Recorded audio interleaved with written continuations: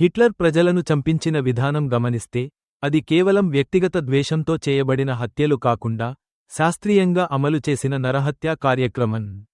ఇది చరిత్రలో హోలోకాస్ట్ అనే పేరుతో గుర్తించబడింది. క్రీపాయ ఎథెనాసియా కార్యక్రమం. ఇది వికలాంగులు, మానసిక రోగుల్ని లక్ష్యంగా చేసుకుని నెమ్మదిగా చంపే విధానం. హాస్పిటళ్లలోనే మందుల మోతాదు అధికంగా ఇవ్వడం లేదా గ్యాస్ ద్వారా చంపడం. ఈ రోజుతో వీరి బాధ అంతం అనే తప్పుడు భావనతో ఇలా చేశారు. శిబిరాల్లో తినేందుకు తిండి ఇవ్వరు. తినే తిండి అంటే ఒక ముక్క బ్రెడ్, నీటిలాంటి సూప్. ఆకలి, నీటి కొరత వల్ల ప్రజలు కొన్ని వారాల్లోనే చనిపోతుంటారు. కొన్ని శిబిరాల్లో డాక్టర్లు ప్రముఖంగా జోసెఫ్ మెంగెల హింసాత్మక ప్రయోగాలు చేసేవారు. బలవంతంగా శరీరభాగాలు తొలగించడం, జ్వరాలు కలిగించడం, శస్త్రచికిత్సలు చేయడం. ఇది కూడా ఒక రకమైన హత్యే. వేలమంది యూదులను రైలులో ఉక్కిరిబిక్కిరి చేసి తరలించేవారు.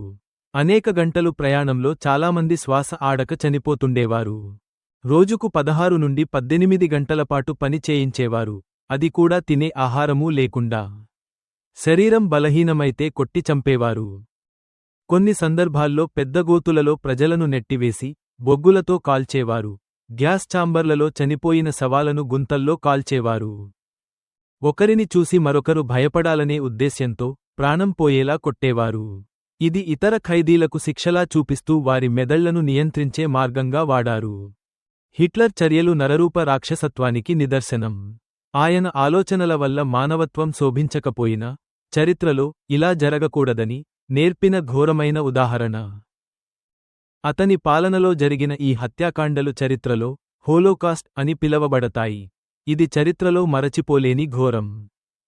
మీకు ఈ వీడియో నచ్చితే లైక్ చేయండి, షేర్ చేయండి, సబ్స్క్రైబ్ చేయండి.